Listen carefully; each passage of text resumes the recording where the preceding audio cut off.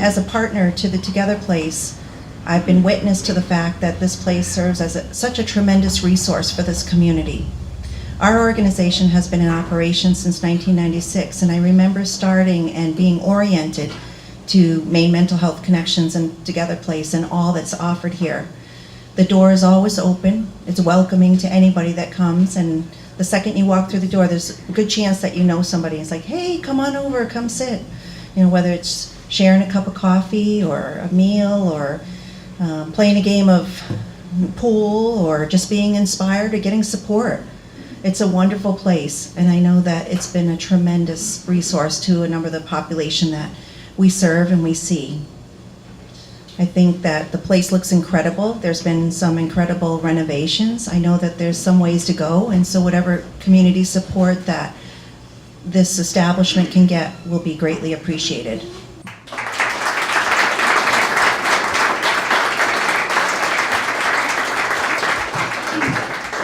Welcome, everybody, and thank you, Sharon. It's really a long-time honor to be in partnership with Wabanaki Health Center. They have a long and important history with this organization and, frankly, for the entire Eastern Maine community. And our relationship with the Native community is very important. Love all of them, except for Angela. I don't know where you are, Angela. I'm just kidding. No, but I do want to, somebody mentioned renovations, and one way of putting it is this building has a long and venerated history. Behind the wall, on the other side of this wall, is a building with a heritage that goes back to 1886, and also plumbing and wiring to match that. Yeah. On this side of the building, we have a new architectural style. I think my first landlord in Bangor, Steve Rich, is here. He's an architect, and I believe the technical architectural term for this is severe Soviet cinder block. Anybody who would drive by this building would know, the kind of the red cinder block with the plaster falling off of it. And we thought as an organization maybe there's something more we could do with this canvas, if you will. And the board authorized me to come up with names of prominent historical and artistic figures on the Union Street side, and Maine athletes on the side opposite the YMCA. And luckily, he was going to come here. I don't know if he's here tonight, but we got the right person for the job, Liam Reading. Many of you have seen the art outside this building, and it really has been something that's a real addition. So let's give it a round of applause to Liam Reading.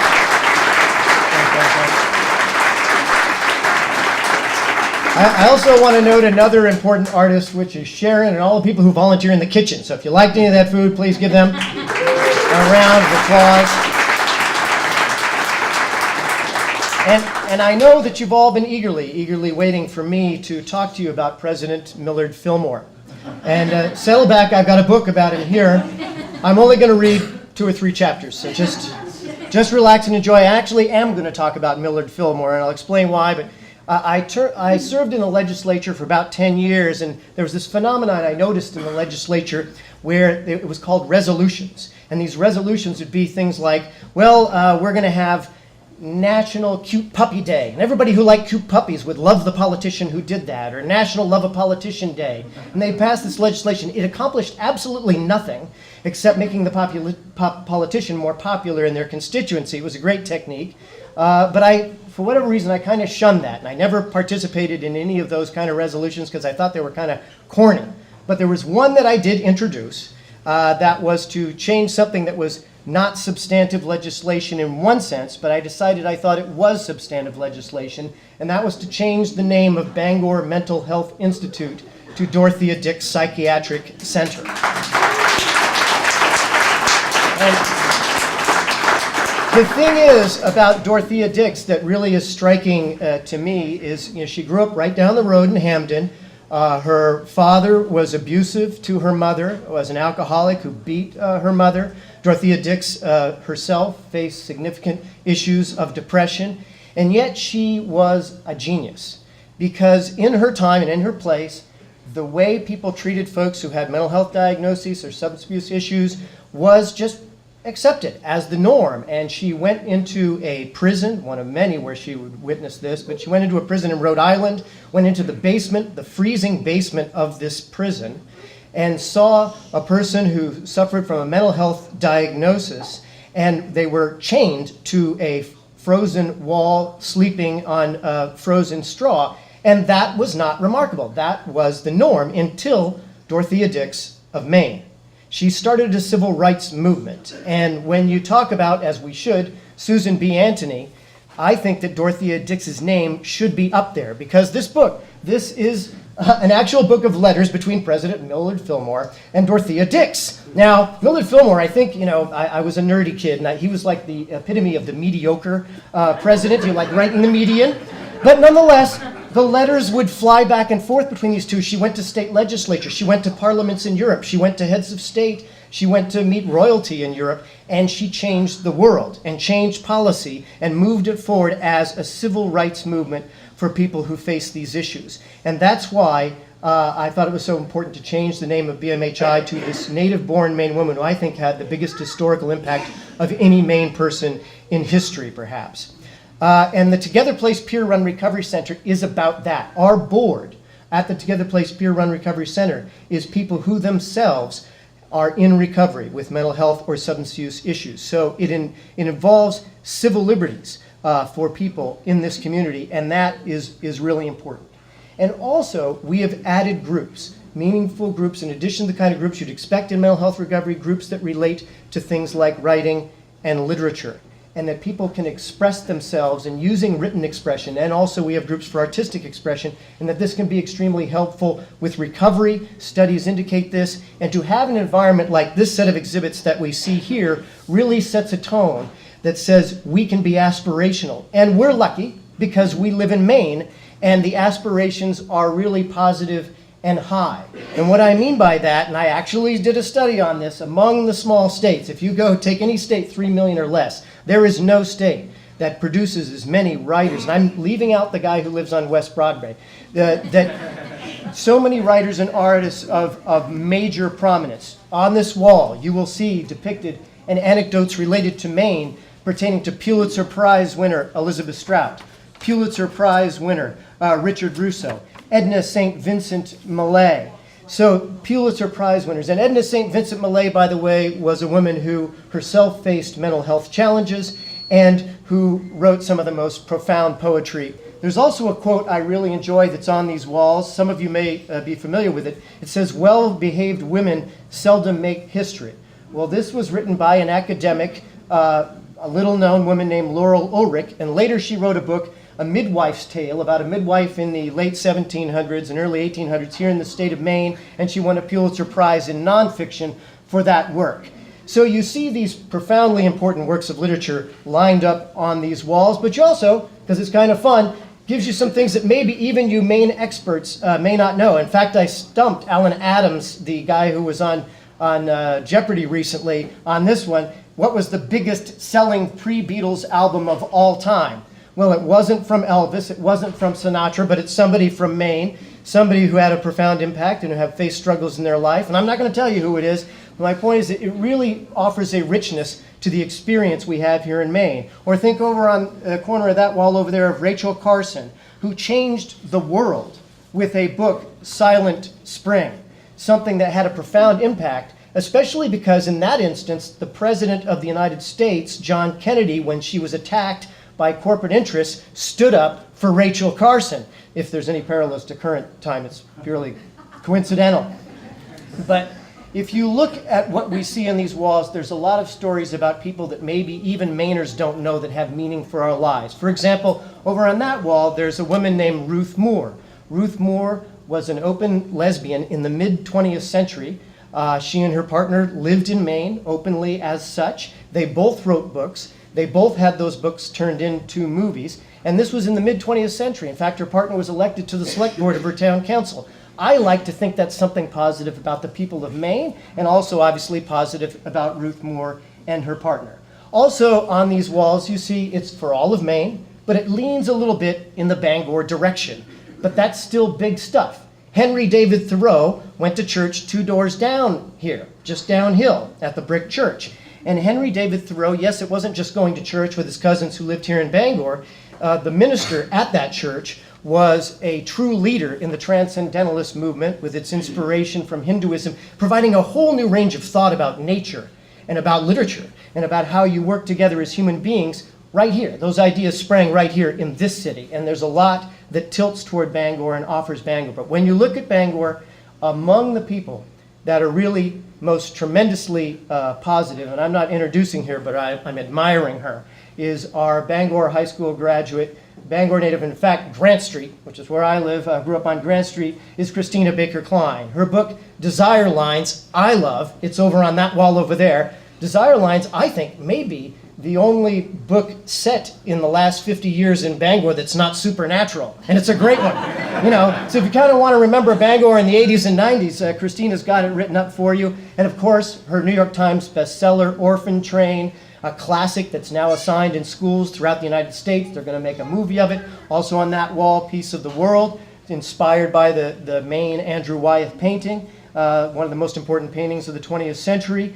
So we have here such prominence embodied by Christina Baker Klein, but really well-rounded by such a variety of people. And it's here thanks to so many people in this room that I want to acknowledge. One of which is not so much a person, but an entity, the city of Bangor. I did see Tyler here somewhere. I don't know if he's around, but I want to thank the city of Bangor. We had a facade grant as part of this renovation because the facade of our building on the Union Street side, this is the 1886 part of the building, was sort of like tilting as it was going to fall into the street. Angela could have like waved at people as they walked if we hadn't gotten the reservation money from the city of Bangor. TD Bank, I think TD Bank is represented here, and thank you very much for your help. I mean, with that kind of help, our parking lot kind of looked like something, you know, in Aleppo in Syria, and now you can actually walk on it without possibly breaking your ankle. It's meaningful, you know.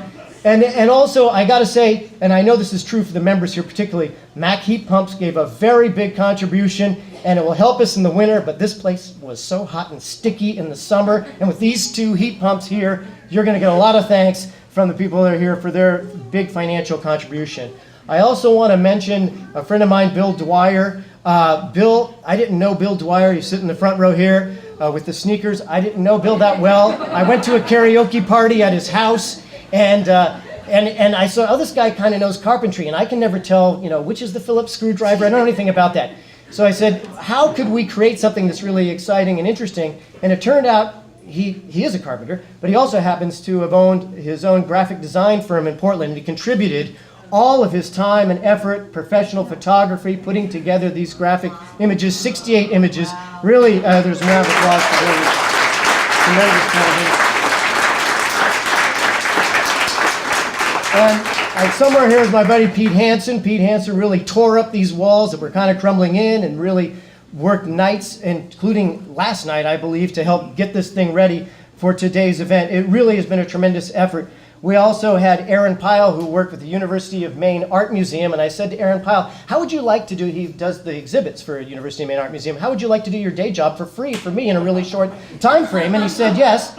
You know, so I appreciate that kind of effort. The Penobscot Job Corps, Howard Jack really helped out. Craig Colson, who some of you know from Channel 7, yep. Craig said, what the heck, I'll go build something for you and help make things work out. So we've got tremendous support from everyone in this city, and it has made a huge difference. There is, of course, one name that's been left out and did give the largest contribution to this effort, and that would be the Stephen and Tabitha King Foundation. And I want to say something about him that I think is as meaningful as what Dorothea Dix means for us. On the outer wall in that foyer, there's an image of Dorothea Dix, and beside that image is an image of Stephen King from his book On Writing.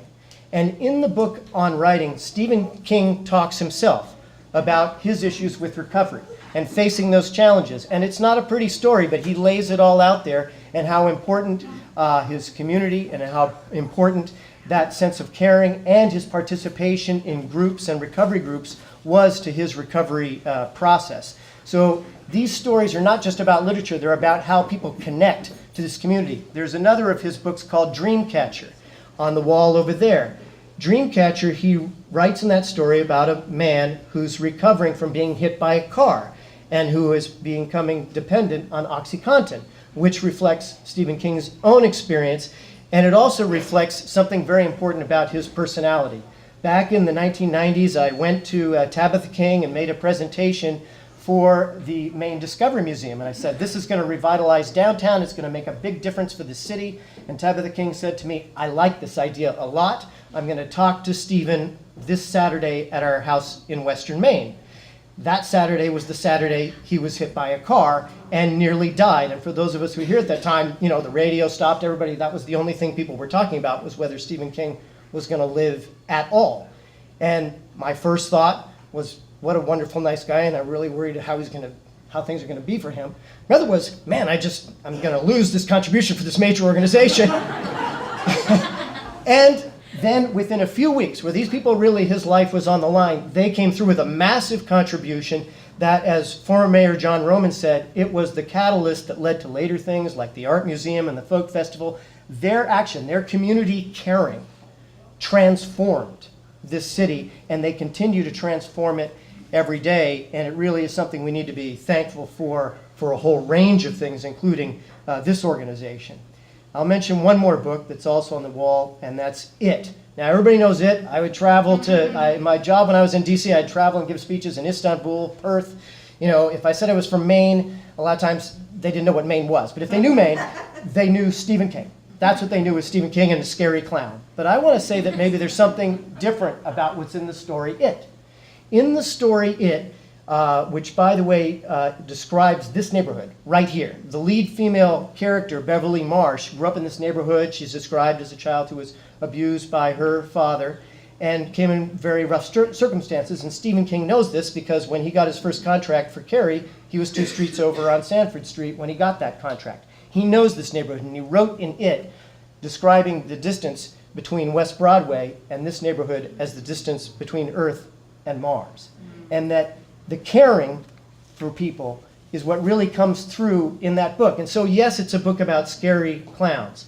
But for me, if you read that book, and I read it again recently, it's a book about people who are vulnerable, about people who are left out, about people who are troubled, who come together and work together to raise themselves up and raise their community up and really do more for each other. And that's what I'm asking each one of you. This event is about our programming, which Angela will talk about in just a moment, but it's also because we need your help. We're coming out to the community as a renovated space, inside and out, with programming, with all the features that we now add. And we need your help. If you know how to do plumbing, if you know how to do electrical, there's still 1886 wires over there. We need your help. We need people who are artists and writers to help with groups to help people in recovery.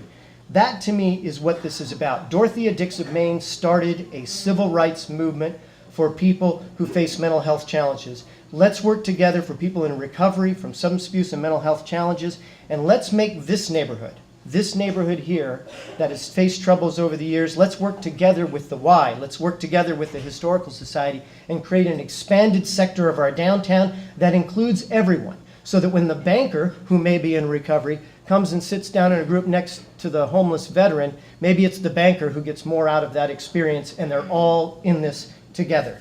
So we're going to kick off a new fundraising drive that's a little different soon, and it's a triathlon, not your running and biking and swimming triathlon, but a triathlon that includes something, a physical activity that maybe you're not going to be, running a marathon soon, but a physical activity that works for you.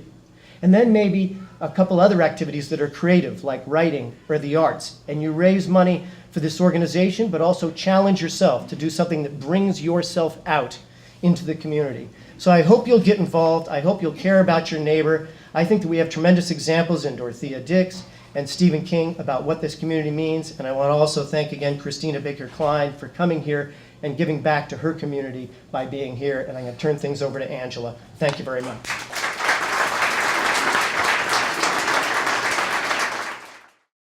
I'm Angela Walker, and I'm the Certified Intentional Peer Support Specialist Program Director here at Together Place Peer Run Recovery Center. Practice that.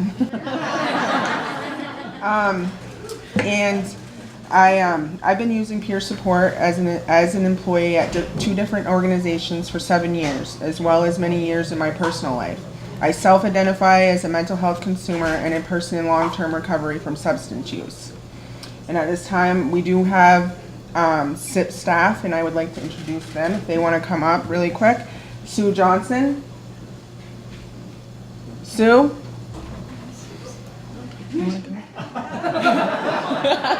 Okay, Sue's over here.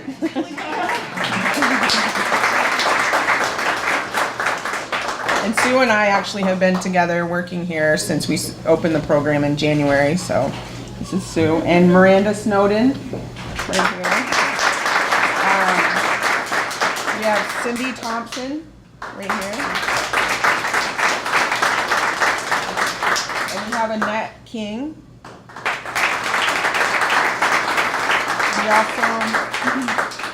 We also have volunteer SIPs that come. We have Janet Snowdeal.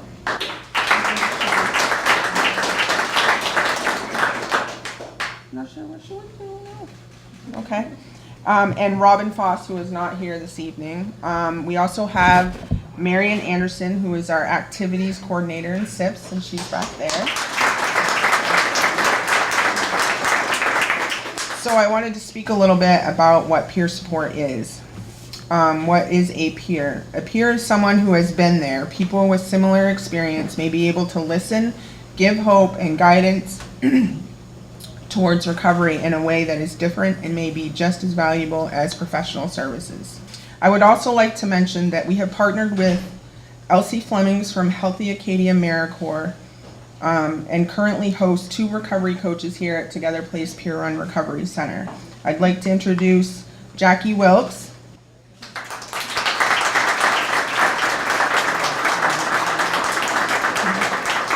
and Jessica Shaw.